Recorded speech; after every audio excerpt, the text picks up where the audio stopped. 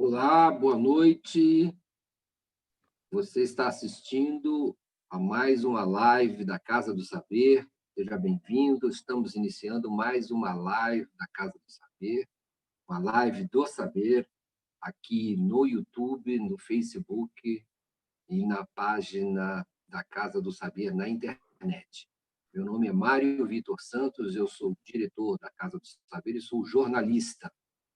Temos realizado essa série de lives aqui na Casa do Saber, nas páginas da Casa do Saber, relativas à situação do Covid-19, a situação criada por essa inédita, imensa pandemia, com enormes repercussões sanitárias, sociais, econômicas, em todos os campos. Estamos iniciando, portanto, mais uma live do saber, e podem ir chegando, sejam bem-vindos. Hoje nós temos uma noite muito especial, seremos a segunda live do dia, já tivemos uma que se encerrou ainda há pouco, com o Luiz Mauro Sammartino, cientista social, que tratou das consequências sociais desse tipo de fenômeno, né, filosóficas, especialmente, como é que a filosofia pode tratar dos temas ligados a esse fenômeno. Hoje nós estamos recebendo o psiquiatra Rodrigo Bressan, que vai tratar do tema como fica a saúde mental. Nós temos realizado essas lives já desde a quinta-feira da semana passada, ininterruptamente. Já fizemos uma série de lives e amanhã já temos mais programadas também ao longo da semana, às vezes mais de uma por dia. Amanhã nós teremos às 10h30 da manhã a live com o psicoterapeuta Luiz Hans, para falar de como conviver sobre o mesmo teto, como ficam os relacionamentos na convivência sobre o mesmo teto. É amanhã, às 10h30 da manhã, modos de conviver sob o mesmo teto durante a quarentena com Luiz Hans. Às 14 horas da manhã também teremos um encontro com o escritor e professor de filosofia Rodrigo Petrônio sobre Yuval Harari, o autor do Homo Deus, do Homo Sapiens, e o mundo pós-Covid, já tentando especular sobre como será o mundo numa realidade em que certamente acontecerá e que nós superaremos essa epidemia e suas consequências. Nós já vimos tendo encontros que trataram de China e o Covid, com Lucas Padilha, a economia em momento inédito, com Gabriel Galípolo, presidente do Banco Fator, a epidemia, o presente e o futuro dela, com o patologista especialista em doenças respiratórias Paulo Saldiva, da Universidade de São Paulo, o Covid nos cotidianos, hospitais e comunidades, com Silmara Garcia e Gilson Rodrigues, Silmara Garcia, infectologista, Gilson Rodrigues, presidente da União dos Moradores da Favela de Paraisópolis, tratando da complexa temática ligada às comunidades e como fazer isolamento numa situação inviável de segregação social. Depois tivemos um encontro diretamente de Cincinnati, Ohio, com Renata Anderson, tratando sobre cenários de crise, como se maneja logística, estratégia e gestão, ela que é especialista nesse tema.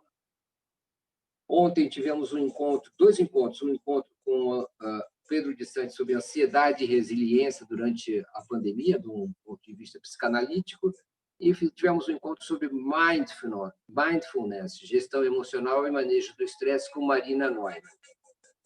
Bom, eu queria pedir a todos vocês que, então, se dirijam... Nós estamos fazendo essa transmissão especialmente através da nossa página no YouTube e a homepage da Casa do Saber. No YouTube é conveniente também lembrar que é preciso logar, não é? Já temos ali essa nossa página tão bem sucedida, esse nosso canal tão bem sucedido no YouTube, que nós realizamos com a produtora Snack, rede de canais Snack, é preciso logar e deixar suas questões lá. Portanto, seja bem-vindo. Nós já temos lá mais de 1.080.000 inscritos para assistir à programação daquele canal. E também temos um aplicativo, pelo qual também vamos fazer profissionalmente transmissões ao vivo, que se chama Casa do Saber On Demand. Você pode baixar gratuitamente e utilizar por 30 dias numa promoção especial ligada à epidemia, e acessar o conteúdo desse aplicativo, que é uma espécie de Casa do Saber, Netflix da Casa do Saber, o Netflix do Saber, e está disponível gratuitamente, então, na loja de aplicativos da Apple, App Store, ou na loja de aplicativos do Google, a Play Store. Bom, vamos começar, então, o nosso encontro. Como é que vai se dar esse encontro? Eu vou fazer uma primeira pergunta ao Rodrigo Bressan, vou apresentá-lo e depois ele vai passar a respondê-la. Enquanto isso, vocês podem ir endereçando as perguntas pelo chat que tem na casa, no canal da Casa do Saber, no YouTube. Está lá à disposição. O Rodrigo Bressan, ele é psiquiatra, doutor em psicofarmacologia e neuroimagem molecular de esquizofrenia no King's College, em Londres. Começou sua carreira como pesquisador, estudando epidemiologia da esquizofrenia, no mestrado pela Unifesp. Ele é coordenador do eixo de pesquisa do Instituto Nacional de Psiquiatria do Desenvolvimento para Crianças e Adolescentes. Está à frente do PROESC, Programa de Pesquisa Clínica sobre Esquizofrenia e Transtorno Bipolar, que é referência e ele também é coordenador do Laboratório Interdisciplinar de Neurociências Clínicas, LINC, com enfoque em neurologia translacional, incluindo neuroimagem estrutural e molecular, genética, neuropsicologia, biomarcadores em modelos animais e na pesquisa com seres humanos.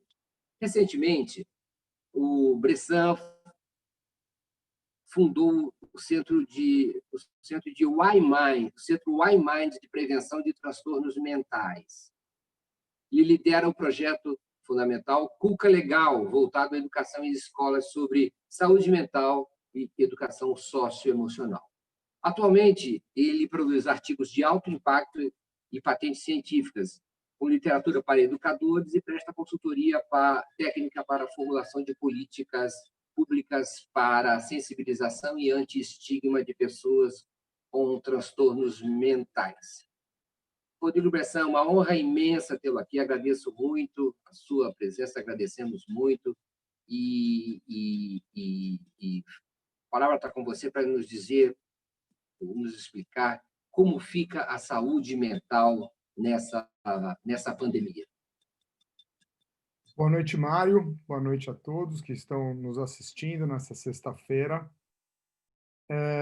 Essa pergunta é muito interessante, porque eu estou acostumado a ser psiquiatra, eu estou sempre do outro lado da mesa. Quem está sofrendo está do outro lado da mesa e eu estou aqui tranquilo.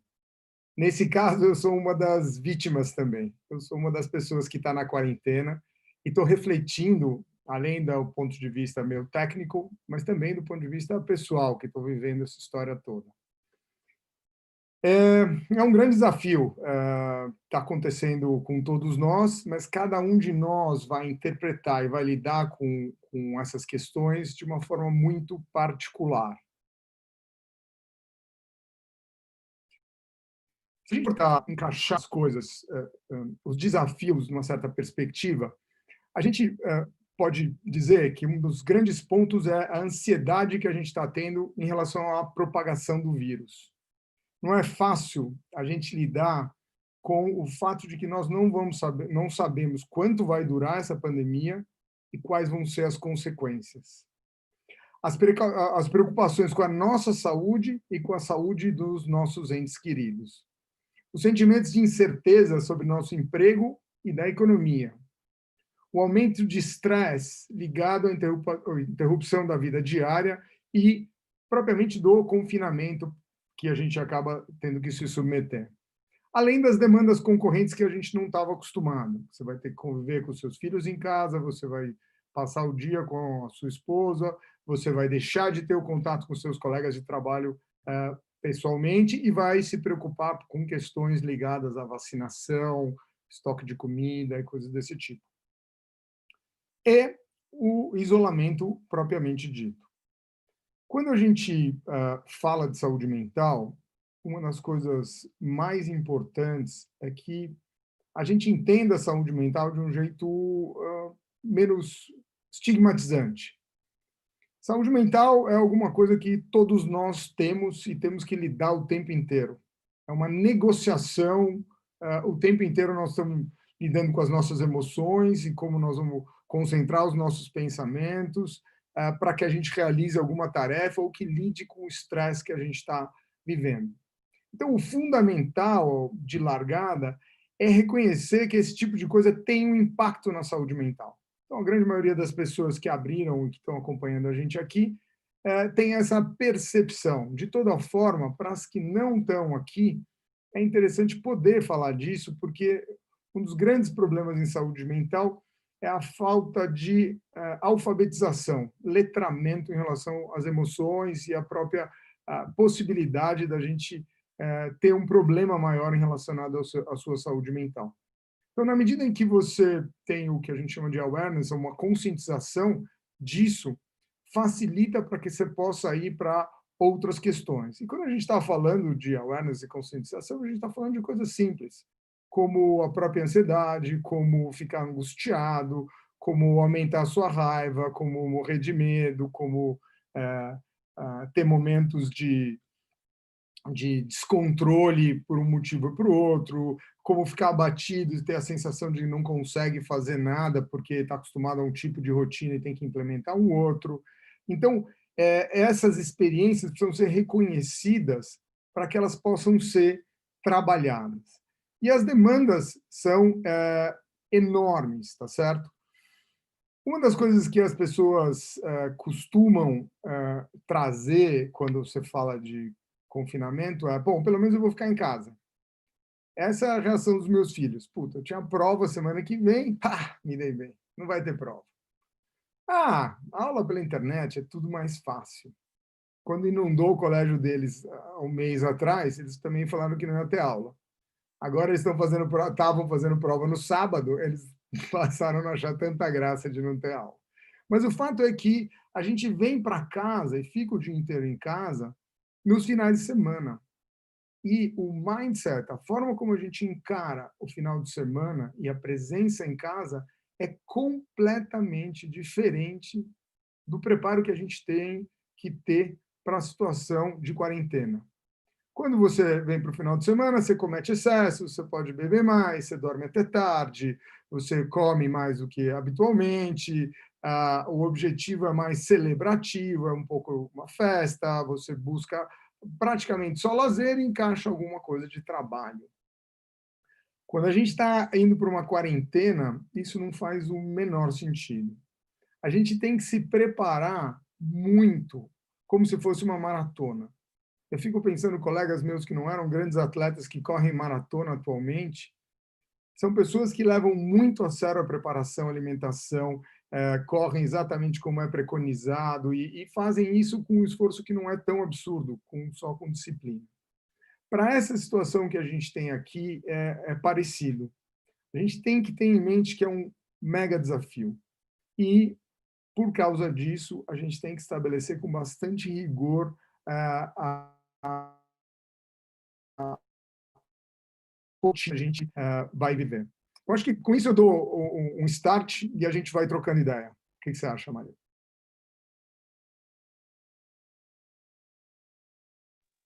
Pode seguir assim. Oi? Está me ouvindo? Não te ouvi. Pode seguir assim, perfeitamente. Vamos em Conseguiu frente? me ouvir? Estou Vamos em te ouvindo frente. agora. Estou com Tá medo de bom. falar demais. Não, é que, como tem o panelaço agora, eu acho que as pessoas cortam o som, nossos operadores aí, para evitar vazamento, mas tá tudo bem. A gente vai pegar a panela ou não pode aqui? Cada um faz como achar melhor. Bom, Mário.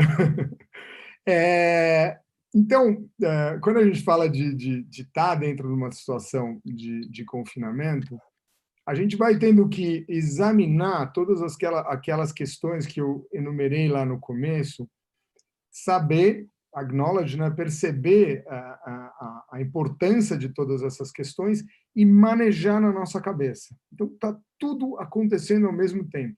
Isso não é uma situação de final de semana. O fato de você estar dentro de casa no final de semana, você está despreocupado, você só vai se preocupar no domingo à noite, como é que você vai trabalhar na segunda. Aqui, não. O tempo inteiro nós estamos preocupados, com um nível de incerteza muito alto, e muito sério, porque é pandêmico.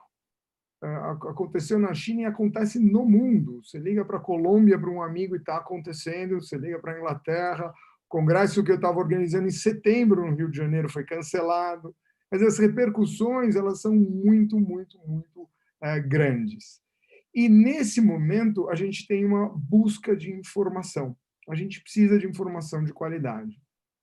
E aí, o que se recomenda, é o óbvio, vá buscar informação de qualidade nos meios sérios. E a gente imagina que a Casa do Saber é um desses meios sérios que vão prover informação. Claro. Lógico, você tem que dar uma fugida de fake news, mas quando você está interagindo em mídia social, com grupos de amigos, você vai recebendo muitas informações diferentes. Eu tenho, por exemplo, um grupo da minha classe de medicina, e você recebe inúmeras informações, e algumas que vão gerando um nível de estresse muito alto, quando começam a discutir a membrana do vírus e como é que ela quebra ou não quebra, e esse vírus tem uma letalidade maior para tal faixa. Quer dizer, você pode embarcar em caminhos muito, muito, muito difíceis. E nesse sentido, a gente tem que discutir um pouquinho esse fenômeno que a gente chama o desaparecimento do papel higiênico. Você deve ter visto isso, né, Mário? Em todo lugar, você vai ver as prateleiras, acabou o papel higiênico. Eu encontrei uma pessoa uma vez, numa viagem, que estava no Chile, em Vinha del Mar, quando teve o terremoto. E o que ela me disse, assim, o terremoto foi muito grave, mas o estrago em Vinha del Mar foi muito maior por consequência do pânico e do comportamento de manada do que, de fato, pelo terremoto. E ela descreveu que a casa vizinha dela, ela morava num condomínio de luxo, chegou uma grande caminhonete, o vizinho dela, com a caçamba lotada de papel higiênico. Eu falei, puxa vida, é verdade essa história. Eu não sabia que isso era descrito como uma coisa desse tipo. E aí, assim, quando a gente vai trabalhar com essa ideia de comportamento de manada, tem algumas coisas que vale a pena a gente discutir e que eu acho que são interessantes. Uma delas é a questão da incerteza e de você receber notícias conflitantes sobre o mesmo problema. É grave, não é grave, eu fico dentro de casa ou não fico dentro de casa. Quando você recebe as duas, tem uma porcentagem das pessoas que prefere a mais tranquila, não, calma, que é mais normalizador, e uma boa parte das pessoas tende a ir para a radicalização de medidas extremas. Isso é uma das coisas que faz com que as pessoas vão buscar alternativas. A outra coisa, isso são estudos sérios, já estavam sendo feitos antes das declarações dos nossos políticos, é a falta de diretriz clara dos governantes. Isso está escrito bem antes dessa semana, das novidades. Quer dizer, as pessoas acham que quando um governante fala uma coisa e o outro fala outra, é só uma questão política. E é essa a consequência, e vai ser só uma questão. Não é muito grave. Porque nesse momento em que você fica desesperado, você espera que pessoas com mais conhecimento e que estão na liderança, elas tenham um caminho claro e uma linha de raciocínio que te permita confiar nelas. Porque você não está com o timão do barco na mão, outra pessoa está. E você precisa disso. Se você tem duas pessoas falando coisas diferentes, gera um desespero e uma incerteza maior ainda. A outra coisa é a contaminação pela mídia. Isso é uma coisa que acontece muito em saúde mental para vários eventos, como suicídio, automutilação, mas especificamente para essa situação de caos é muito forte. E se você for ver e puser a falta de papel higiênico, você vai ver um monte de imagens de prateleiras vazias e pessoas indo lá, correndo, pegar o papel higiênico. Aí você olha alguém correr para pegar o papel higiênico, você fala, eu também quero o meu, tá certo? Eu vou ficar sem, e você estimula essa sensação. E o que acontece do ponto de vista do indivíduo é que quando ele vai lá e compra o papel, não é só o papel higiênico, nós estamos usando aqui como brincadeira, mas todo mundo estoca arroz, feijão, carne, o que podem, tá certo? Compra freezer, enche de mantimentos e tal. É que gera uma sensação de controle sobre essa incerteza. E isso reduz um pouco a ansiedade antecipatória. O que é a ansiedade antecipatória? É o seguinte, eu estou com medo que falte. Se eu ficar convivendo com esse medo que falte, eu fico muito estressado. Então, se eu tenho o freezer cheio, eu me acalmo. Claramente, do ponto de vista populacional, isso é péssimo, tá certo? Porque as estruturas de entrega de alimento, a logística de alimentos não está preparada para uma compra de uma vez. Então, do ponto de vista populacional, isso é muito ruim. Se você tem diretrizes de governantes normalizadoras e tranquilizadoras, o que acontece é que as pessoas falam, não vai ter papel higiênico a semana que vem, vai ter carne e feijão semana que vem. Então, tem um papel muito importante da liderança política de saúde na nossa saúde mental. E uma das coisas assim que são muito chaves para você sobreviver a essa situação, então nós estamos falando que é um desafio. Tem desafios ligados à incerteza, ao controle emocional, a você começar a ficar ansioso no limite, se sentir deprimido, algumas pessoas começam a ter a própria checagem e limpeza e a ideia da contaminação gera em pessoas que têm transtorno obsessivo compulsivo uma piora dos seus sintomas, mas todos nós temos um traço obsessivo. A doença não sai do nada, sai de algumas coisas nossas. Então, para quem é médico, a gente fala que entra aquele comportamento de centro cirúrgico.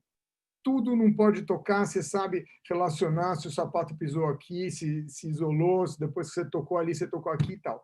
Esse tipo de raciocínio é muito importante, nós temos que fazer isso o máximo que a gente puder, mas é insano. Se você entrar numa história que você vai passar álcool gel toda vez que você tocar no seu computador, o que está errado, mas as pessoas começam a entrar, isso faz muito mal para as pessoas e empurra a saúde mental delas para o extremo. Em geral, quando a gente fala de percepção dos sintomas, a gente está querendo que as pessoas entendam, mas não sejam arrogantes frente aos sintomas. Se eu começar a falar assim, eu estou ansioso, eu vou procurar uma informação que vai me tranquilizar, eu não posso estar ansioso, é a melhor receita para piorar a minha ansiedade. Eu sempre digo isso. Quer piorar, tenta controlar.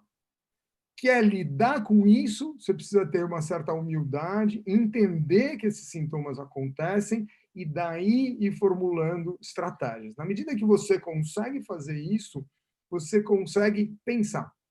Porque quando você está deprimido, ou você está ansioso fazendo higiene, ou ansioso com medo de que alguma coisa aconteça, você não consegue pensar.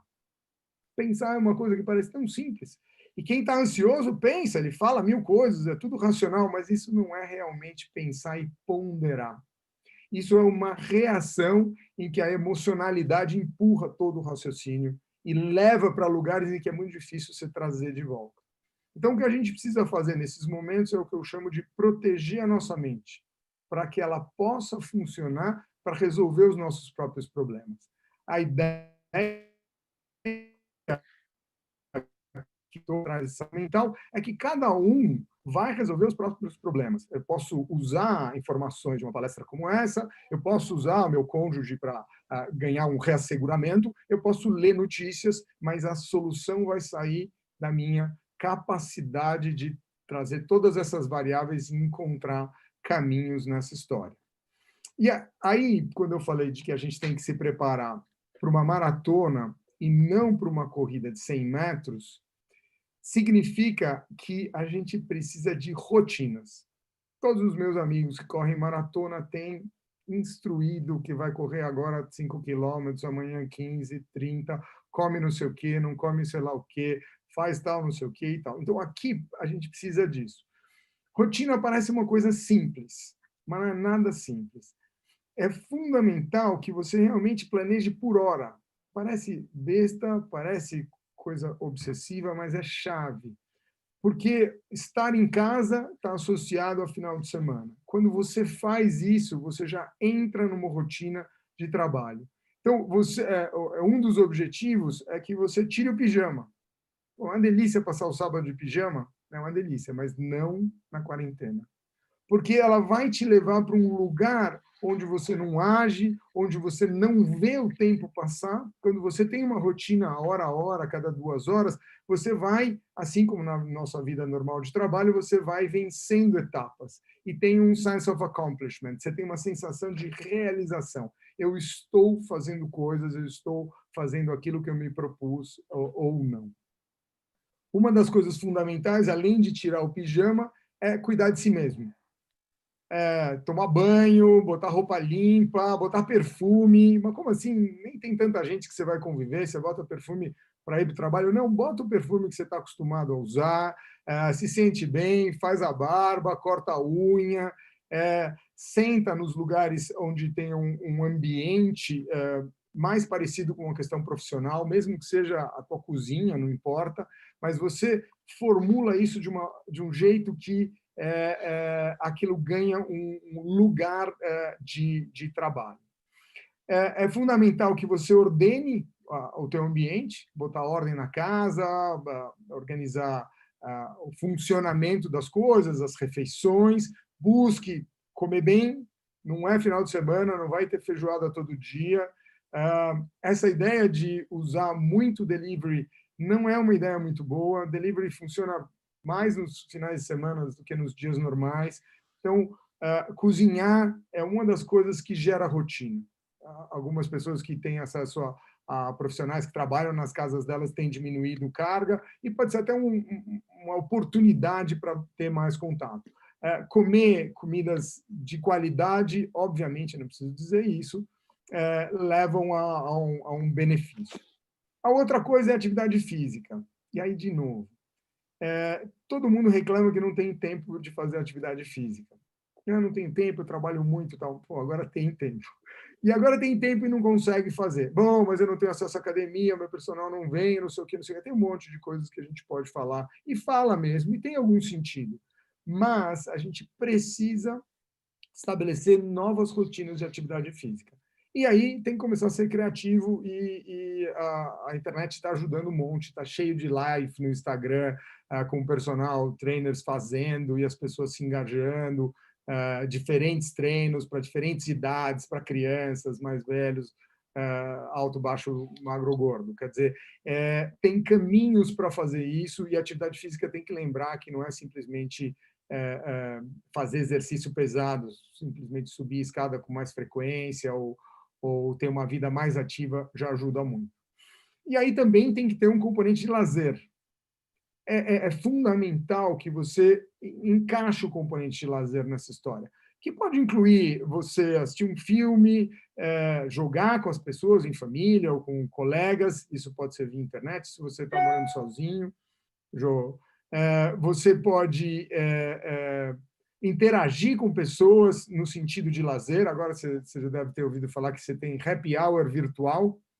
Não sei se você ouviu falar. Então, as pessoas fazem brindes virtuais. Eu não recomendo isso nos dias de semana, álcool nos dias de semana. Aliás, essa é outra coisa importante.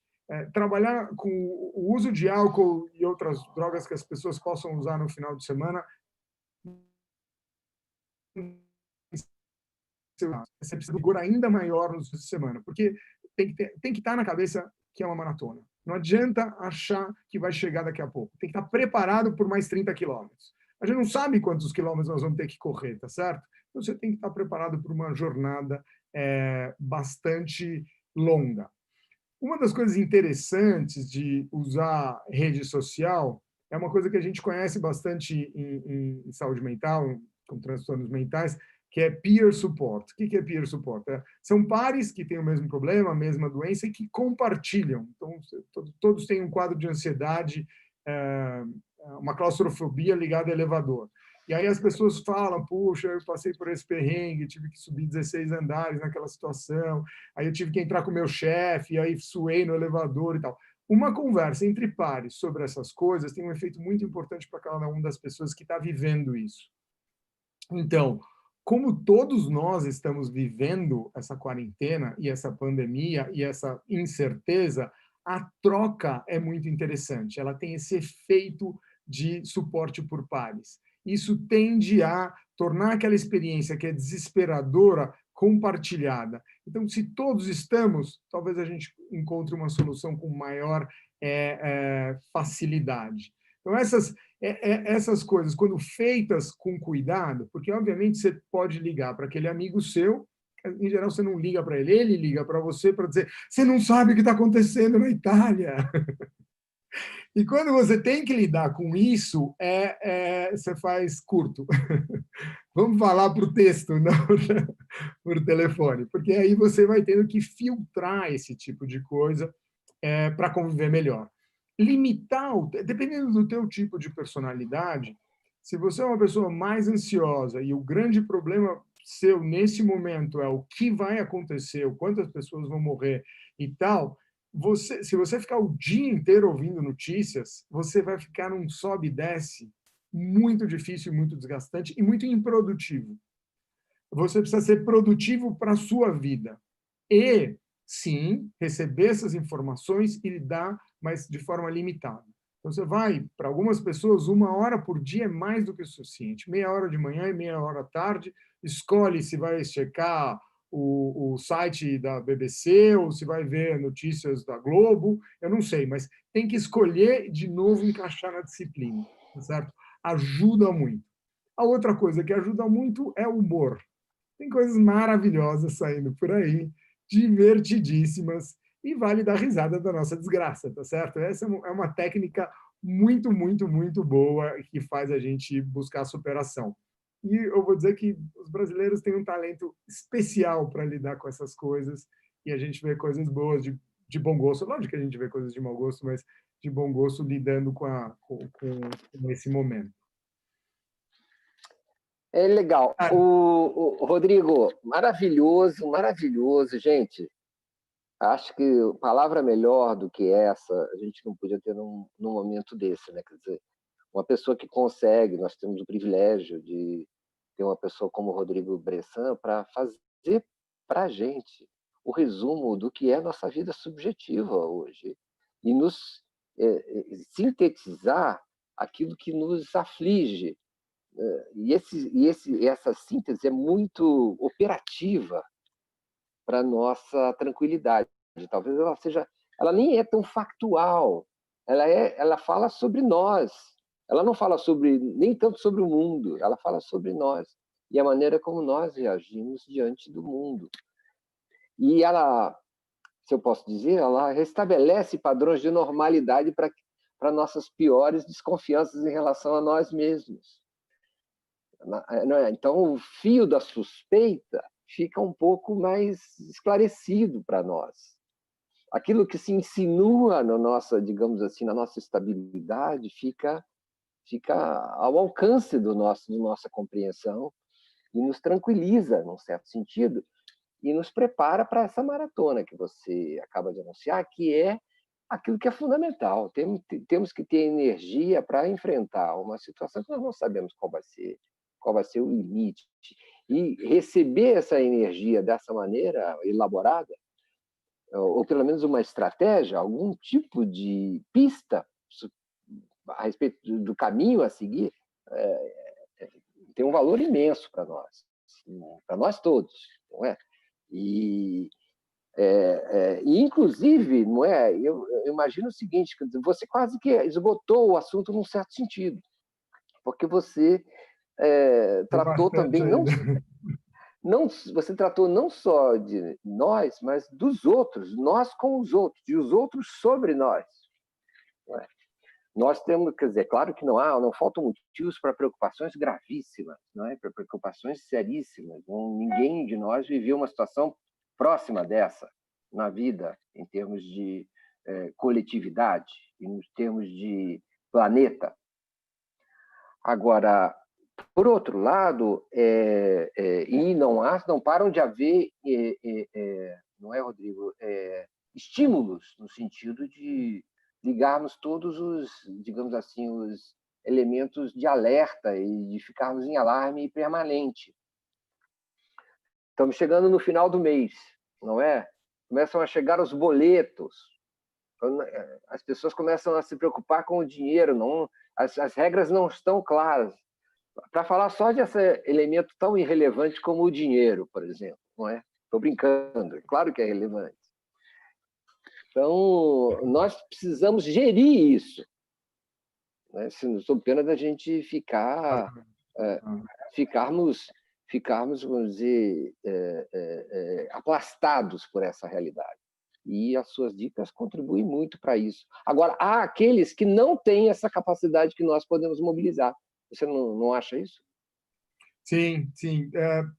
É interessante, porque a gente está falando de saúde mental, e a forma como eu vejo a saúde mental é sempre uma negociação, né? Quando a gente fica muito ansioso, a gente vai perdendo a capacidade de funcionar bem, se ficar muito mesmo, não consegue fazer a tarefa, não consegue falar aqui com você e tal.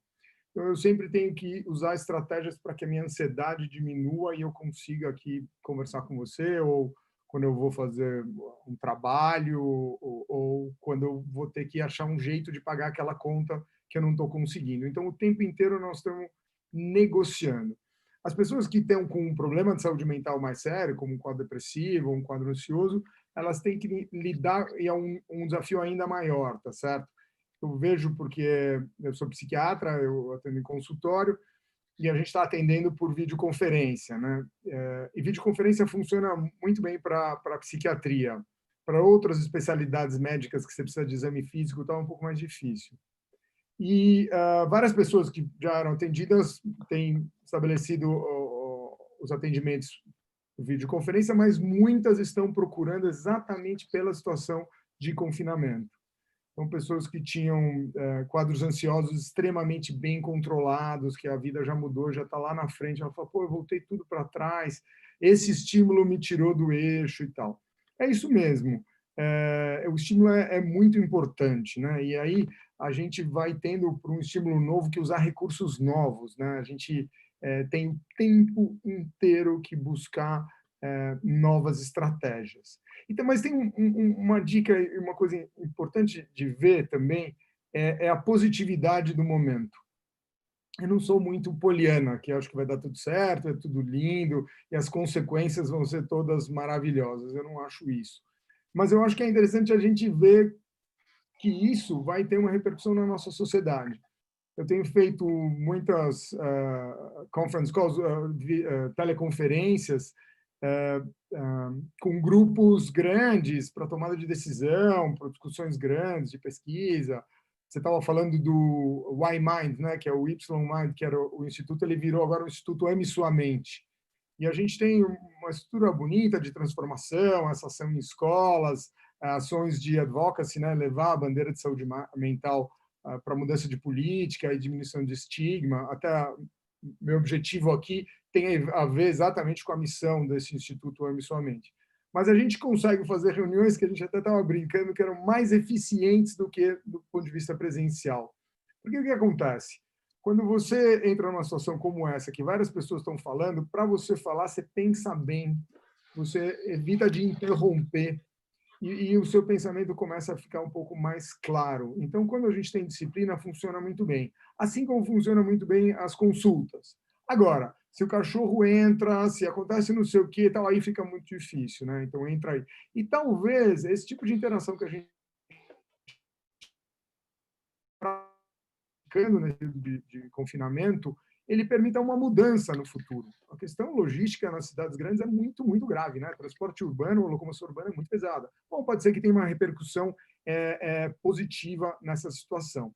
Tem uma questão que eu fui chamado a reflexão, que eu achei muito boa, que é, será que esse vírus é um vírus anti-amor?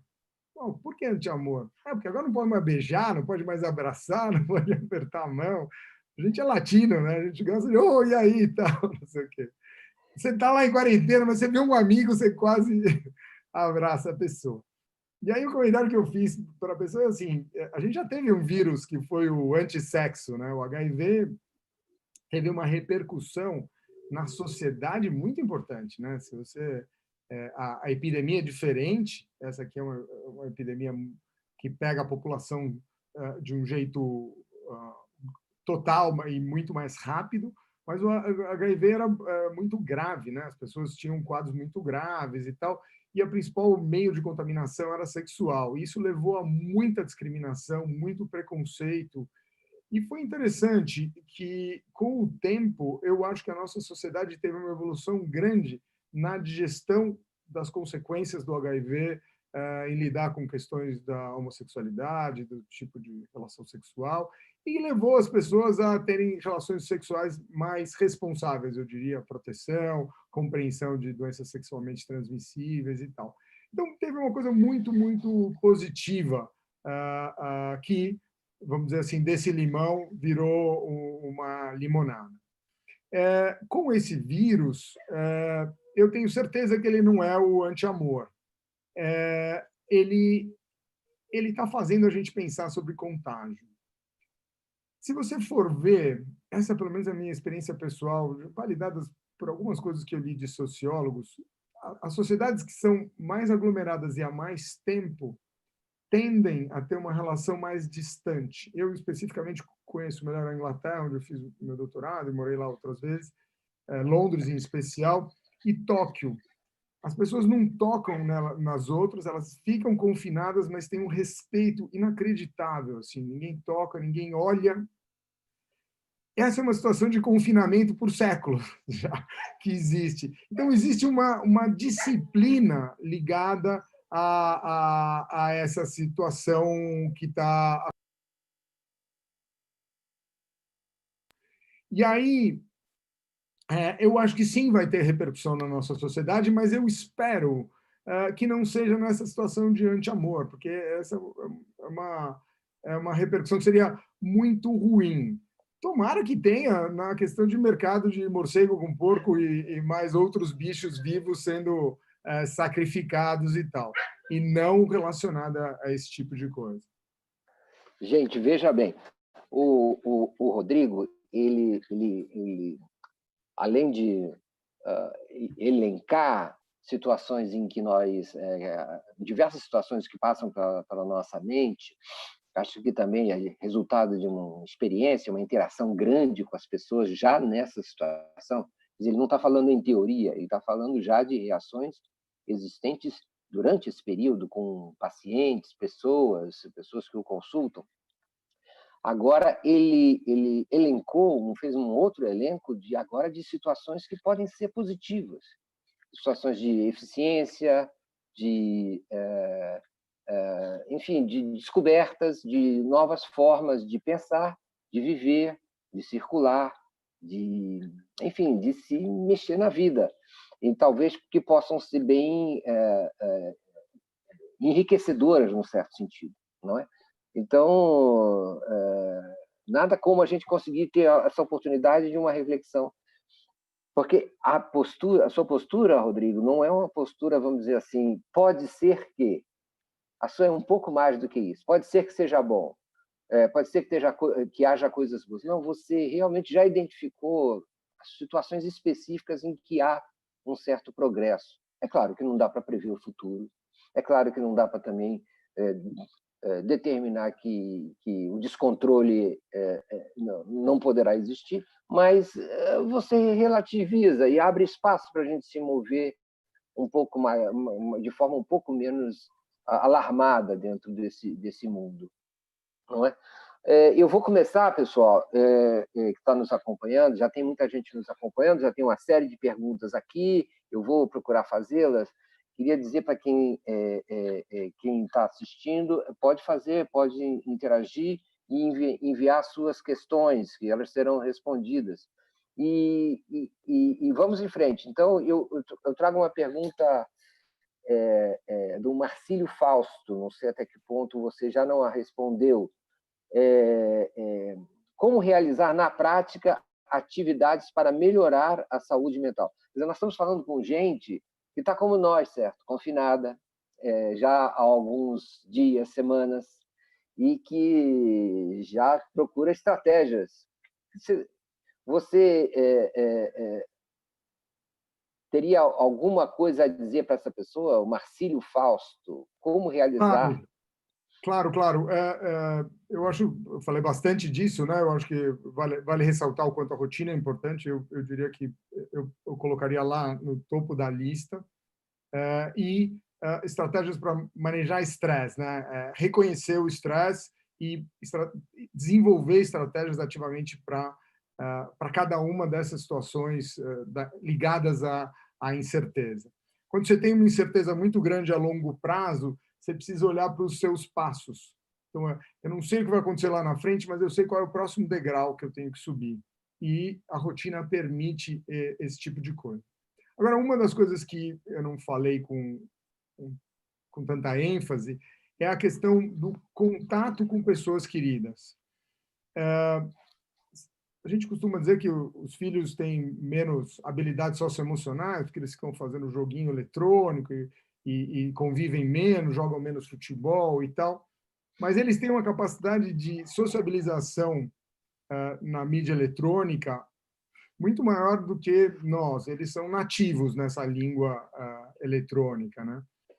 Eu sou estrangeiro e que fui aprendendo, é bem diferente. Então, a possibilidade de conversa, de estudar, está estudando aqui nessa mesa e está conversando com 3 amigos em diferentes lugares e rende o estudo. Não é só para jogar ou para falar mal do professor, eles realmente conseguem estudar. Da mesma forma, isso funciona para as famílias. Na minha família, por exemplo, os meus pais moram em São Paulo, eu tenho uma irmã que mora no Rio e outra em Londres. A gente consegue se encontrar no sábado de manhã, no jogo que eu faço com os meus pais, e as minhas irmãs participam do jogo e temos uma conversa. E aquilo se torna, assim, um encontro. A gente não teria um encontro daquele tipo. Nesse momento, eu acho que é uma oportunidade para criar esse tipo de coisa. É tentar explorar essa possibilidade. Eu nunca tenho tempo de ligar para aquele meu melhor amigo do tempo da faculdade. Pô, então talvez agora seja o momento que você consiga fazer coisas novas. Uma das coisas que as pessoas preconizam, que são chaves, é não só fazer o que você tem que fazer os seus projetos, revisar as coisas que você não tinha tempo para ler, todas essas coisas, mas fazer um projeto novo. Aprender uma língua, fazer aquilo que você sempre quis fazer e não dá. E não basta falar, eu vou fazer o projeto novo. É realmente botar lá na grade da rotina e dedicar um tempo para esse tipo de projeto. E o projeto pode ser realmente reatar contatos com pessoas que são queridas e podem ajudar nesse sentido. Então, o que eu convido as pessoas é a desenvolver criatividade nessa situação. Por isso que eu acho que a gente tem que tentar lidar com a questão emocional para pensar e, a partir de pensar, ter criatividade e buscar soluções. E as soluções, elas são, no limite, muito individuais, né? Você mudar os móveis da sua casa já pode ser uma grande revolução para você e tem um impacto enorme para como você se sente e o que aquilo vai significar. Então, eu tenho a impressão que estimular esses caminhos individuais é muito importante. Uma pergunta fundamental da Malu Felsberg. Ela pergunta uma coisa que talvez não se preste muita atenção. Quais são as sugestões de rotina para a população de baixa renda que não faz home office? Essa é uma excelente pergunta. A Malu é uma amiga querida. Eu acho que até antes da rotina é importante saber que a de pessoas nas habitações de mais baixa renda é maior ainda, o que impõe uma nova dificuldade, tá certo? As pessoas não estão fazendo home office, mas elas têm o celular. A grande maioria das pessoas tem celular e usa o celular como um meio de comunicação, sociabilização e tal. Então, há um desafio na convivência em espaços menores com mais gente e precisa ser feita uma determinada rotina. essa rotina, se não inclui trabalho, ela tem que incluir coisas atividades ligadas à casa, ligadas ao funcionamento da casa, atividades de lazer que sejam compartilhadas e interação social. É muito importante, nesse momento, fazer interação social. O celular é uma porta para o mundo, né? Você pode falar, eu estou numa casa, vamos dizer assim, limitada do ponto de vista de recursos, que não tem internet, mas com o celular você entra no mundo inteiro, tá certo? Você entra na rede da internet e você acessa muitas coisas. Então, eu acredito que via celular você pode ter acesso a muita coisa para além daquele espaço, tornando o teu espaço mental muito maior, tá certo? Você pode estar deitado na cama e estar enxergando muito mais coisas do que você estaria. E é fundamental fazer atividade física, né? Então, buscar estratégias de atividade física dentro do contexto da sua casa. Eu tenho um paciente que me falou, eu lavei 3 vezes o carro essa semana. Eu adorei. Achei uma situação ótima. Não sei se precisava lavar as 3. Sabe uma coisa que pode ser um fator de ansiedade? É aquela história seguinte, olha, quando eu tiver tempo eu vou fazer isso. Lembra dessa história? Assim, o dia que eu tiver tempo eu vou fazer isso. E acontece que a pessoa não consegue fazer nesse tempo. Mesmo nesse tempo, a pessoa não consegue fazer, ou porque está trabalhando demais, ou porque está ansiosa, ou porque não tem foco, não consegue se organizar. Esse também é um fator de ansiedade, né? Porque afinal chegou, pode ser que tenha chegado, para muita gente parece que chegou, e você não consegue. Perfeito. Isso faz muito sentido mesmo. E, em geral, quando a gente posterga essas coisas, obviamente não é só tempo, né? Porque para as coisas que a gente quer muito, a gente dá um jeito no tempo, né? A gente sempre encontra um caminho. Algumas pessoas conseguem, né? Conseguem falar, então tá bom, eu vou fazer esse projeto, eu queria ler Dom Casmurro, eu vou ler, e vou ler mais 3 livros do Machado de Assis que eu estava querendo ler, e as pessoas focam e pegam e fazem. Ou eu queria escrever sobre tal coisa e começa a escrever. Mas é sim, você se haver com aquele desejo que, na verdade, ele está mascarado, né? Na verdade, você já fez o luto daquela situação, mas está incompleto, porque você vai postergando. Eu queria aprender alemão e qual é a paciência e o significado do alemão atualmente para você mudou, né? Eu acho bonito aprender alemão. Daí aprender alemão é outra coisa, né? Você precisa fazer isso. Mas a dica é, se você quiser encarar esse desafio, põe na rotina. Põe na rotina, nem que seja para ficar sentado esperando vir a ideia ou para escrever ou para ler alguma coisa e tal. Quando você põe na rotina com começo, meio e fim, ajuda. Porque você fala assim, eu tentei. Nessa hora, eu me dediquei a esse projeto e eu consegui isso. E aí você joga para o outro dia, né? Quando a gente fala de rotina, não é do dia, né? Você tem que pensar na semana. Essa organização ajuda muito.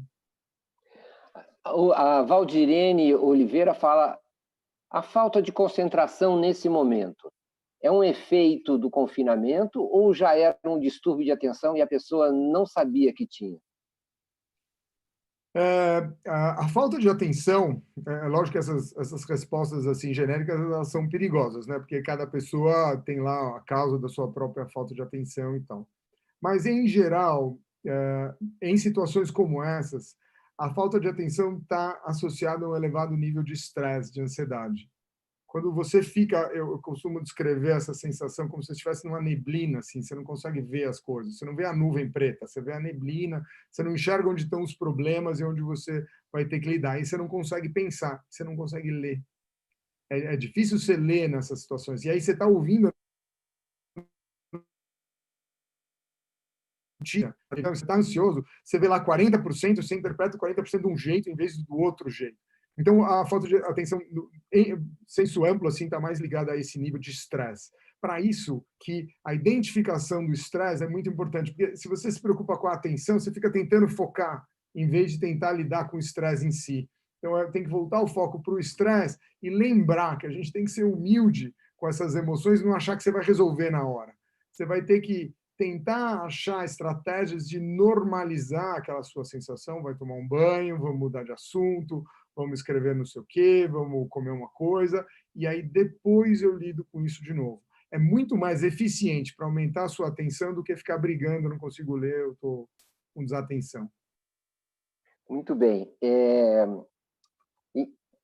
Eu soube de pessoas, Rodrigo, que nesse momento tudo acontece, né? As coisas mais, digamos assim, se a gente pode usar essa palavra, eu sei que você deve ter cuidado de usar ela, as coisas mais loucas acontecem, não é? A gente deve até rir delas, mas as pessoas, no cenário do apocalipse, tudo é possível, certo? Você se prepara para qualquer coisa. As pessoas trocam endereços, elas trocam referências, elas marcam encontros para depois do fim do mundo. Então, é quase como você se vê num personagem de Mad Max, sabe? Assim, eu não sei se eu estou falando uma coisa estranha para você, mas eu já ouvi essas histórias. Não, de jeito nenhum, de jeito nenhum. E isso é muito interessante, porque nós todos pensamos de uma forma, vimos de uma cultura que pensa desse jeito, e a gente acha que o mundo é limitado a isso, a forma como a gente vê. Quando você muda o cenário do mundo, muda tudo, quase que reembaralha as cartas, você começa a ver as coisas de um jeito diferente. E aí os fenômenos que você tem são os mais variados, né?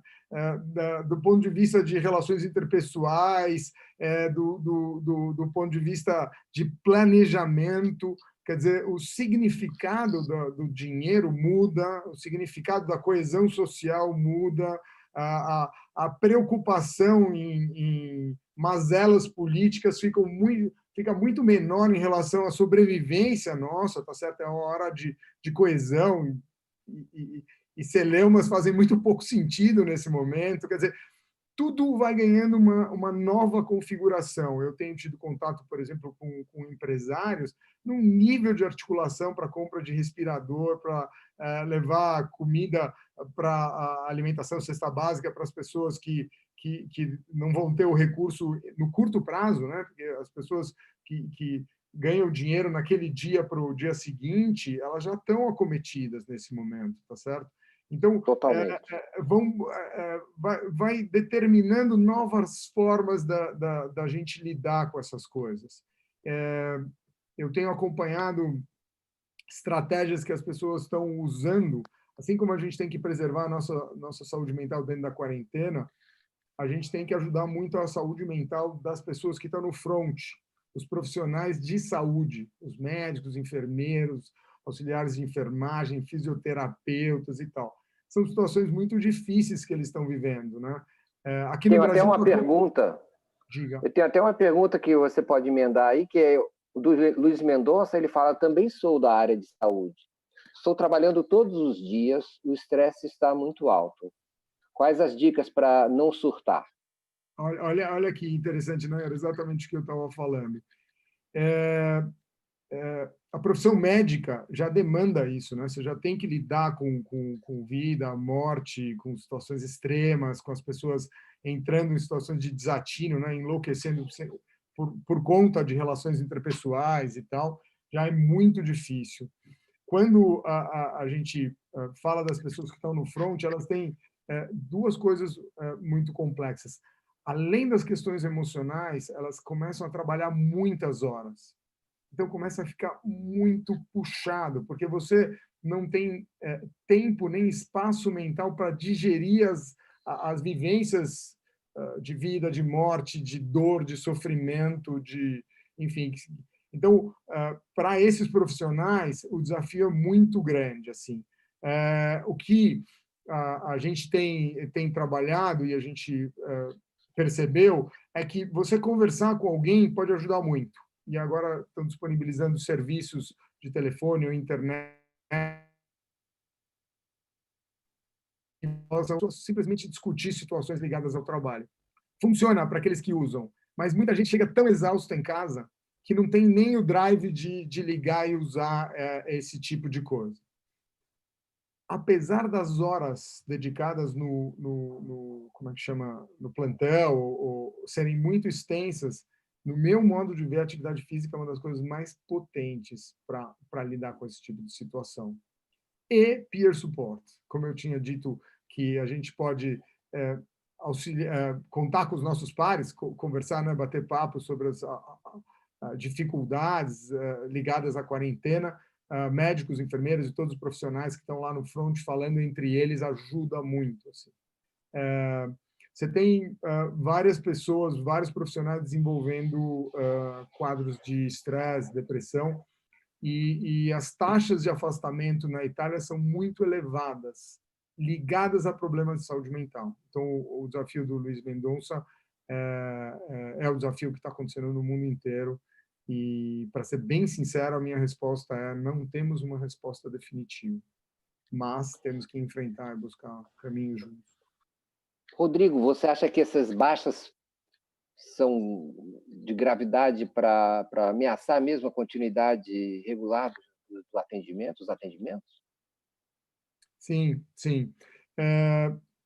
Obviamente, você tem baixas por conta de contaminação do coronavírus, mas, aparentemente, as informações que eu tive é que as pessoas, os afastamentos por questões de saúde mental estão mais importantes e mais impactantes.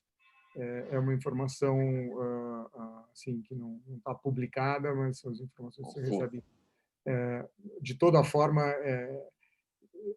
a gente tem que ajudar, né? Nós temos que apoiar e buscar mecanismos para apoiar quem está no front, né? Você tem que deixar o seu soldado que está no front ali com todos os recursos possíveis, né? O André de Moraes te pergunta, Rodrigo, o estado de negação, como ele chama, entre aspas, o estado de negação em que grande parte do povo brasileiro está, 1, é normal? 2, tende a passar com o número de mortes aumentando? Obrigado, André, pela pergunta. Eu não sei dizer, eu realmente não sei dizer se o povo brasileiro está num estado de negação. Eu não conseguiria dizer isso. Se você sai na rua, tem pouca gente na rua. Eu estou restrito a uma área da cidade, talvez em outras áreas ou em outras cidades e tal. É difícil você comprar a ideia de que tudo vai mudar de uma hora para outra, tá certo? Que o vulcão vai ter uma erupção do vulcão e vai matar todo mundo. Quer dizer, por mais que ele esteja lá tremendo e saindo lava um pouco, ninguém acha que ele vai realmente explodir, ou poucas pessoas acham, e por isso que existe Pompeia. Então, existe sim a negação, e por isso o comando é fundamental da nossa liderança. Quer dizer, acredite ou não, você tem que ficar em casa, acabou, tá certo? Agora, a forma de você realizar é sim por ver as coisas acontecendo. Obviamente, você não precisa ver no Brasil, né? Você pode ver no exterior. A Itália é o exemplo mais delicado que a gente está vendo aí, e o impacto está sendo bastante impressionante, né? Por outro lado, a China é o exemplo mais interessante. A brincadeira agora é que ninguém queria ir para a China, né? Agora, a melhor coisa é você ir para a China, porque lá não tem mais. Obviamente, a China ainda está vulnerável aos casos que vêm de fora e tal. Então, não é tão simples assim. Mas é um exemplo. Desculpa. Do ponto de vista... Fale. Não, do ponto de vista do exemplo, que tenha havido um exemplo que bem sucedido de combate, não deixa de ser uma espécie de ponto de fuga, não de fuga, mas um ponto de ar, uma referência a seguir e a nos dizer: olha, tem saída, isso não é o fim do mundo. Olha lá, olha a China, olha ali, olha o outro lugar que também controlou. Perfeito, não, eu absolutamente.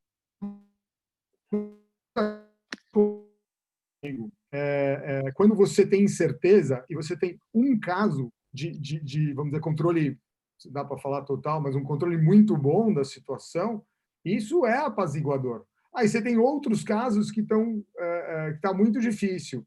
E isso, vamos dizer assim, força a gente a implementar estratégias, e o confinamento parece que é uma das melhores. O caso do Japão é muito interessante também. porque eles conseguiram fazer isso mais precocemente e não tiveram o pico de uso de serviço de saúde que a Itália está tendo, por exemplo. Então, aí o caos para a população ele fica muito menor. Uma coisa me impactou, eu vou falar do ponto de vista pessoal. Quando você vê, eu vi várias, como chama, depoimentos no WhatsApp de pessoas da Itália, amigos gringos que me passaram de médicos italianos ou de brasileiros que estão lá e tal. E aí, realmente, quando você vê a experiência, você tende a entender melhor. Quando a gente fala, acho que essa é do Nelson Rodrigues, quando você fala que 2.000 pessoas morreram, tem um impacto. Quando você fala que 2.001 pessoas morreram, tem outro impacto, porque essa uma é um indivíduo, é uma pessoa. 2.000 é uma entidade. E quando, então, você ouve esses depoimentos e vê a dificuldade, o sofrimento real, que é o que vai ter para a gente aqui agora, facilita e diminui a negação. Então, é interessante, porque isso representa um desafio para a mídia, inclusive.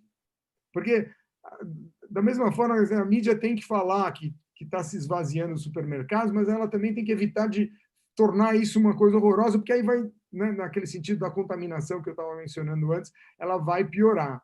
Ela tem que falar que é grave, mas não dá para ela levar ao desespero. E isso é interessante, porque se você for ver, a Itália está mandando informações ou disponibilizando informações não totais para não gerar tanto desespero, mas tem que gerar alerta, né?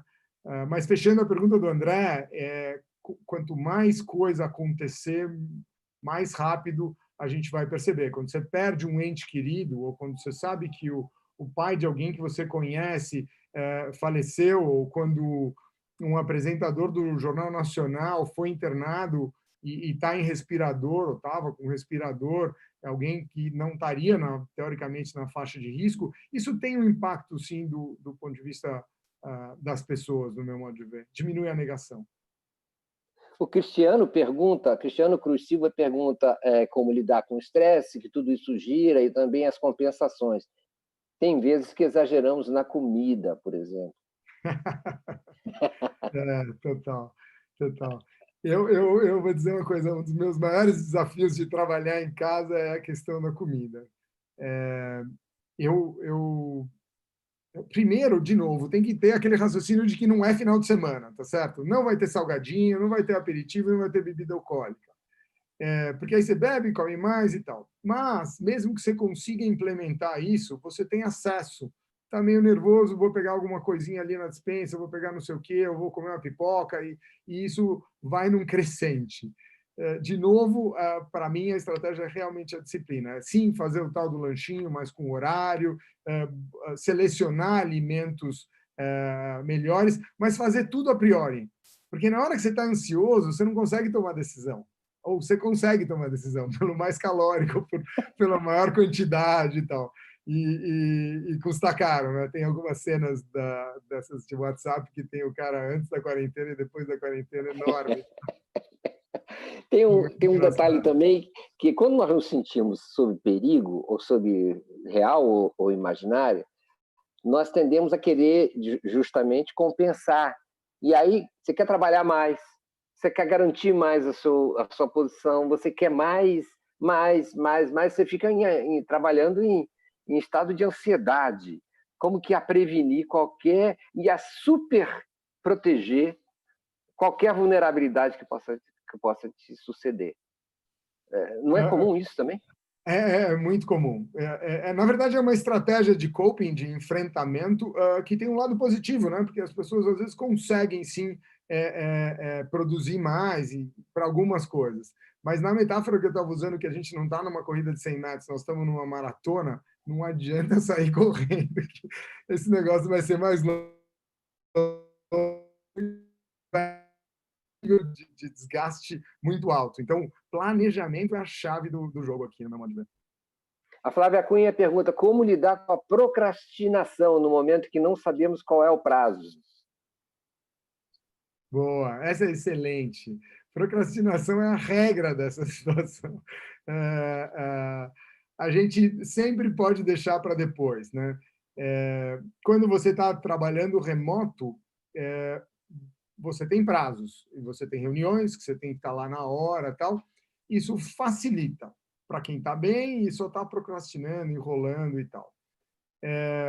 Para mim, o símbolo inicial da procrastinação é o snooze do despertador do celular, tá certo? Você já começa a procrastinar mais 10 minutos, mais 10 minutos e tal.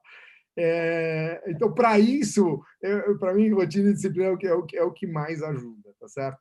E incluir as tarefas em ordem e tentar cumprir ali como se você estivesse entrando na sala de reunião ou sentando na sua cadeira de trabalho, mas o problema é que todo mundo procrastina mesmo na cadeira de trabalho. Então, você tem que usar novos métodos para combater. E um dos motivos porque a gente procrastina, mesmo no trabalho, é porque a gente está ansioso, ou está irritado com o chefe, ou está fora do seu centro ali, né? Ou é uma tarefa muito difícil que você não está afim de entrar naquele desgaste e tal. E para isso você precisa mobilizar muita energia para essa tarefa específica, você acha a tarefa ou difícil ou chata, e você precisa encarar. Tem uma outra questão também ligada à procrastinação, que são sintomas depressivos leves, é que você perde a vontade mesmo de fazer as coisas. E isso é bastante difícil de lidar, né? Você acorda, você põe o snooze para daqui a 2 horas, depois para 2 horas. Quando você acordou, já está às 2 da tarde e começou a acordar às 8 da manhã. Quando você está com... Aí você tem que olhar com muito cuidado, assim. E quando essa falta de vontade que venha junto com cenários muito pessimistas, muita preocupação que você não consiga muito sair desse lugar mesmo usando estratégias, aí é bom dar uma olhada também se você não está começando a deprimir ou já estava deprimido e só a situação de confinamento fez com que você piorasse. Isso eu tenho visto na clínica que vem acontecendo. É como se fosse um copo d'água que está enchendo, ele está bem cheio e a situação de confinamento é mais uma gota, na verdade não é uma gota, né? Meio copo ali e transborda tudo. Então, é bom prestar atenção. A Thaís Costa quer saber, nesse momento de pandemia, é importante falar sobre somatização, sobre questões psicossomáticas também. Ela pergunta como identificá-las para não causar mais pânico e preocupação. Esse é um ponto bem interessante. Assim. Quando eu fiz medicina, eu percebi que a gente aprende por empatia. O que é isso? Você aprende com aquele professor que você se envolve e interessa. Mas, mesmo quando você está aprendendo o aparelho gastrointestinal, você começa a ter sintoma. O cara vai falar que queima o estômago, você começa a sentir aquele tipo de coisa. É assim que o nosso cérebro entende, apreende as coisas, ele simula na nossa cabeça. Então, quando as pessoas ficam falando de tosse, com uma dor no fundo da garganta, uma sensação de cansaço, a gente está simulando, o cérebro está fazendo isso, tá certo? E, na medida em que você faz isso, pode ligar o mecanismo como é que chama? De preocupação e de medo. E com muita frequência isso acontece. Sempre que você estiver alarmado, que, vamos dizer, tem pulga aqui no colégio, todo mundo começa a se coçar. Tem piolho, todo mundo... Por que isso acontece? E coça mesmo, pode prestar atenção, está coçando, não é uma frescura e tal, coça a cabeça e tal. Isso acontece por esse fenômeno que eu estou descrevendo para você. Que tipo de coisa dá para fazer nesse tipo de situação? Primeiro, não ficar excessivamente alarmado. Segundo, usar parâmetros um pouco mais robustos, tipo temperatura. Você está com febre? Então, mede. Mede de novo. Às vezes você tem febre sem estar doente, tá certo? Mede de novo. Mede com um termômetro bom, espera a coisa acontecer. Então, esse tipo de estratégia funciona. E as estratégias também que a gente chama de normalizadoras, né? Calma, isso aqui vai passar, você está com uma dor, mas provavelmente não tem a ver, vamos ver se isso vai acontecer. Porque aí você ganha tempo para que essas coisas diminuam. Algumas situações são mais sérias e precisam de ajuda clínica mesmo.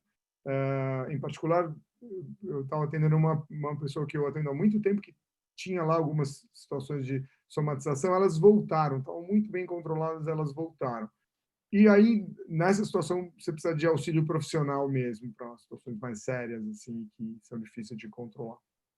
Rodrigo, veja a complexidade da situação. São tantas coisas envolvidas. Nós estamos numa pandemia em que há uma restrição a se coçar, a passar a mão no rosto. Até esses mecanismos, eles passaram a ser objeto de controle e de vigilância, autovigilância e autopreservação, mas de algo que já, quer dizer, é uma espécie de impedimento da nossa própria autopreservação, dos mecanismos pelos quais nós, digamos, automaticamente vamos compensando emoções e apreensões e difundindo, fazendo a difusão das nossas tensões, não é? Então, a tensão, para isso, impede que a nossa tensão se circule. Perfeito. Você sabe que eu vou te falar de uma questão pessoal. Saiu uma matéria sobre a questão de barba. Não sei se você viu, porque a barba acumula mais, vamos dizer, gotículas e tal, tem que lavar melhor e tal. E aí eu fui ler a questão da barba, eu estou com barba, falei, o que eu vou fazer com isso aí? Aí, assim, não precisa se preocupar muito, usa a parada, lava, faz higiene e tal. Mas os médicos precisam fazer isso. Eu falei, estou perdido, então vou aparecer na entrevista com barba, vou ser condenado por todo mundo, como um médico tem barba. Aí eu tinha desculpa que eu sou um médico virtual nesse momento. Mas isso tem uma mudança de costume mesmo. Quando eu fui ler a matéria, várias celebridades e tal estavam tirando a barba como uma atitude ligada a eu estou cuidando do coronavírus como uma pessoa engajada, né? E é perigoso que as pessoas que têm barba possam ser discriminadas, mas as mudanças estão acontecendo, né? Em todos os lugares. Vai ter um impacto que eu acho que a gente não consegue prever. A Paulatina pergunta, e eu acho que tem uma outra pergunta relacionada a ela, do Thomas Schotter, mas a Paulatina pergunta como não deixar o estresse dessa situação abalar o meu relacionamento com o meu parceiro. O Thomas Schotter, numa linha paralela a essa, você acha que o comportamento e a rotina dos adolescentes e suas famílias pode mudar depois deste momento? Vamos começar com a Paulatina. Ela chama Paulatina? Paulatina. Adorei esse nome. Primeiro, eu acho que a estratégia de fazer as coisas paulatinamente é sempre uma boa estratégia nesse momento. Você sabe que nas cidades chinesas que a epidemia foi mais importante, teve um aumento de divórcio, de separação. E aí eu fui convidado a discutir essa questão. Será que a convivência é ruim para os casais? É interessante isso, porque quando você, como casal, estabelece uma forma de funcionar, você também tem uma forma de convivência. Casais funcionam bem em determinadas fases da vida e não tão bem em outras fases da vida, envelhecem bem, outros não envelhecem bem. Quer dizer, você tem duplas que podem funcionar melhor para uma situação e para outra. Certamente, a situação de quarentena ela é muito atípica e gera um tipo de estresse para os casais que ninguém esperava. Então, é de se esperar, sim, que aconteçam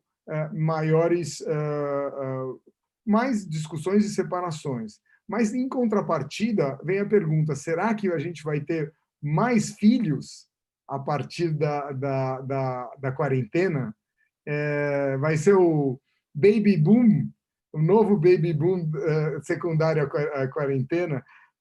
Eu não tenho a resposta, mas eu acho que também é possível que isso aconteça, tá certo? Nós vamos ter muitos fenômenos sociais ligados a isso. E a segunda pergunta é em relação aos adolescentes. Não, né? Refletir sobre essas coisas. E eu só estou aqui refletindo, não tenho bola de cristal, nem sou futurólogo aqui. Mas o que acontece é que aqueles pais que falam eu não tinha tempo para os meus filhos, também não tem mais essa desculpa, tá certo? Agora eles têm tempo para os filhos deles, porque eles estão em casa. Bom, eu não tinha tempo e eu não conversava. e agora eu tenho tempo e não sei como conversar. Isso coloca um desafio.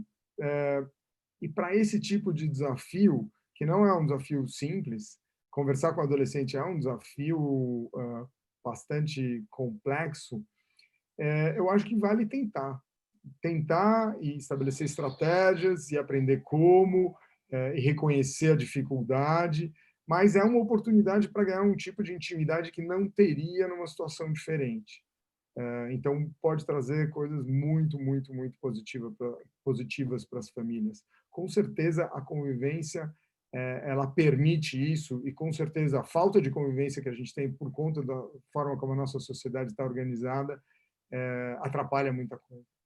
Veja que o Márcio Pedreira Ferreira faz a pergunta exatamente no lugar oposto, do lugar oposto. Ele pergunta como a juventude poderia trabalhar na preocupação com os pais. Eu... Veja a aflição que pode estar por trás dessa pergunta. Sim, e é isso, né? As pessoas vão estabelecendo pontos de corte, né? 60 anos, 70, 80. Meu pai está fazendo 90, não posso nem visitar, porque se acontecer alguma coisa, a culpa vai ser minha, tá certo? Tem que fazer assim do outro lado do portão e tal. É um grande desafio, sim. Primeiro, essa questão do contágio, que é óbvia, e o impacto do contágio, porque é isso, né? Quando você está manejando o estresse, você está lidando, olha, eu tenho que tomar cuidado, lavar minha mão e tal, mas se acontecer de eu pegar e eu não sou grupo de risco, a letalidade é mais baixa. Então, isso é uma negociação de estresse na sua cabeça. Se eu estou em contato com alguém que tem 80 anos, o nível de estresse de, por acaso, pegar o vírus fica muito alto. Então, realmente, é mais difícil de manejar estresse. Mas é interessante, do ponto de vista da juventude, o quanto eles podem contribuir, como eu estava dizendo, eles são native speakers nessa linguagem de internet e tal. Ajudar as pessoas de maior idade a usar esses métodos para falar com o amigo que mora lá em Londrina e não vê há muito tempo, isso pode ser uma forma bastante interessante de contribuir, apesar de que o meu pai fala, que horror esse negócio, não quero nem tocar e tal. Aí quando aparece a minha irmã na telinha, conversa com ele, ele acha ótimo. Então, eu acho que isso é uma das coisas que podem ser feitas. Além do que simplesmente o carinho, né? Uma das coisas que mais tem impacto é você estar legitimamente preocupado e empático com o momento do outro. Isso ajuda muito, né? Nós já estamos chegando na parte final da nossa conversa tão maravilhosa, mas eu tenho uma pergunta relacionada a isso, que é a do Diego Mendes, disso que você acabou de falar. Ele anuncia, tem uma pergunta, e diz assim: o uso da tecnologia nesse momento pode ajudar ou é a hora de colocar de lado e focar em outras rotinas? A tecnologia ela é sempre vista assim como vilã e salvadora, né? É inexorável a nossa necessidade de uso de tecnologia. Ninguém mais vê a vida sem celular, ou smartphone, ou sei lá o quê. Então, assim, ela é vilã por um monte de motivos, né? Que você fica ali dependente do uso de mídia social, você enviesa a forma como você enxerga o mundo. Ela é vilã porque ela está gerando uma epidemia de miopia, não sei se você sabia disso, no Sudeste Asiático aumentou a quantidade de miopia porque as crianças só veem a tela curta, e está aumentando no Brasil também, quer dizer, muda o olho, imagina o quanto não muda a forma como a gente pensa. Mas ela é uma rede de possibilidades inacreditáveis, né? Tá certo? Então, agora você já tem exércitos de terapeutas disponíveis para as pessoas com problemas em quarentena. As pessoas que eu estava conversando, até médicos italianos, papapá. E isso acontece sem você sair de casa. Quer dizer, você tem uma capacidade de mobilização muito alta em prol de diferentes causas, tá certo? Então, eu não tenho uma visão maniqueísta sobre isso, mas vejo muita possibilidade. Rodrigo, falando com você, a gente tem a impressão de que você se sente seguro com os seus arsenais. Assim, que você vê a situação, vê os pacientes, vê as patologias, vê as dores das pessoas, mas você se sente razoavelmente seguro de que dá para é certa essa minha impressão de que não é tão grave assim, de que nós temos formas de tratar ou de manejar, né? Nem tratar, né? Você mais falou hoje de gestão das situações do que propriamente de um ataque milagroso aos assuntos, não é? Perfeito, perfeito. Bem interessante a sua observação, Mário. E você sabe que eu trabalho como médico, professor, e nessa situação de comunicação com o público, eu acho que a gente tem uma responsabilidade. A gente estava falando dos políticos que têm uma responsabilidade. Então, a minha fala aqui, ela não só passa pelo meu conhecimento clínico, didático, mas muito com a missão que eu tenho aqui de troca. Então, certamente, eu me vejo na obrigação de realmente levar informações, mostrar a dificuldade, mas sim ajudar as pessoas a chegarem num nível de estresse em que elas possam agir, porque certamente o pânico não funciona. Isso não tem a menor dúvida. Mas, quando você diz, você está nesse lugar como se eu fosse um ser superior, capaz de manejar a minha ansiedade melhor do que os normais, eu te diria que não é o caso, de forma alguma. Eu tenho momentos delicados em que eu fico mais ansioso, fico preocupado, ou me atrapalho, me desorganizo com algumas coisas. E como todos nós, eu fico aí no diálogo e tentando usar os meus recursos para a superação. Uma das coisas que me ajuda a superação é, por exemplo, fazer isso daqui, que me faz focar, pensar a respeito disso e não ter que necessariamente focar nas minhas angústias e tal. Então, a resposta é que eu tenho uma posição mais humilde que você imagina.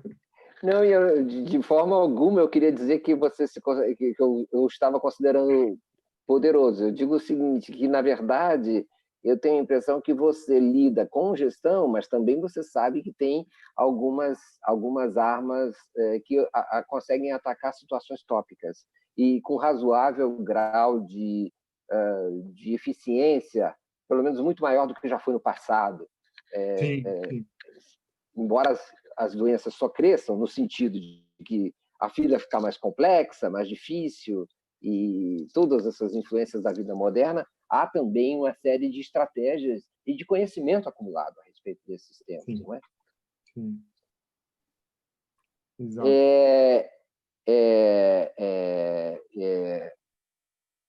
Bom, as pessoas estão elogiando, dizendo que está excelente, que estão muito felizes com o seu desempenho, a sua generosidade, a sua entrega. Eu tenho uma última pergunta, que é a seguinte: como lidar com o parceiro que nega a quarentena e vai trabalhar? Troca a fechadura. É duro, né? Convivência é difícil pra caramba. Eu acho que a única recomendação é troca a fechadura, não tem mais argumentos para isso. Maravilha. Olha, gente, tinha outras perguntas, são perguntas demais. Nós chegamos ao final. Algumas outras perguntas já foram respondidas mesmo. E eu queria, antes de me despedir, de agradecer ao Rodrigo, anunciar que amanhã continuamos, né? Aí atendendo justamente a isso. Uma das formas de lidar com o estresse é justamente fazer isso aqui. Então, amanhã, às 10h30 da manhã, nós temos o psicoterapeuta Luiz Hans, tratando dessa convivência sob o mesmo teto nesse momento, em tempos de quarentena. E às 14 horas, nós temos um encontro com o escritor e professor de filosofia, Rodrigo Petrônio, sobre o Yuval Harari e os possíveis cenários de uma vida pós-Covid-19. Teremos também encontros na segunda-feira com a Adriana Friedland sobre o relacionamento pais e filhos nesse momento. Isso será às 16 horas. E às 19h30 temos um encontro surpresa. Só será anunciado na própria segunda-feira, uma live surpresa. O tema será economia, proteção ao seu patrimônio, investimentos, esse tipo de todo esse universo que também está sob enorme interrogação nesse momento. Claro que teremos também na terça-feira outros encontros sobre filosofia e o estado de exceção permanente em que nos encontramos. Teremos na quarta-feira um encontro com o promotor Jairo De Luca sobre as populações mais carentes, essa crise humanitária que ameaça as pessoas expostas à situação de alta vulnerabilidade, os trabalhadores informais, a população de rua, enfim, essas pessoas que se encontram sob ameaça econômica. É isso. Eu queria agradecer muito a você, Rodrigo Bressan, pela sua participação generosa, agradecer a Cláudia Feitosa Santana, que também colaborou para que isso aqui pudesse acontecer, agradecer muito a ela. Como é que você chama ela? Cacau. Cacau. Agradecer também a equipe da Casa do Saber, que tornou isso possível, o Bruno Santos, videomaker, o Danilo Andrade, que é o sujeito que faz essas conexões entre nós aqui, da área de sistemas, o designer e gestor de mídias sociais, Denis Fernandes, os curadores, inteligentes curadores da Casa do Saber, Isadora Jardim e Guilherme Pérez, e toda a equipe da Casa do Saber e da rede SNEC, que faz a gestão e a nossa parceira na criação desse imensamente bem-sucedido canal da Casa do Saber no YouTube. Muito obrigado, Rodrigo. Obrigado a você, Mário. Obrigado ao Guilherme Pérez, que foi super cuidadoso aí na organização. Prazer aqui estar com vocês. Eu sou um admirador da Casa do Saber, já dei alguns cursos lá e tenho um profundo respeito pelo trabalho de vocês.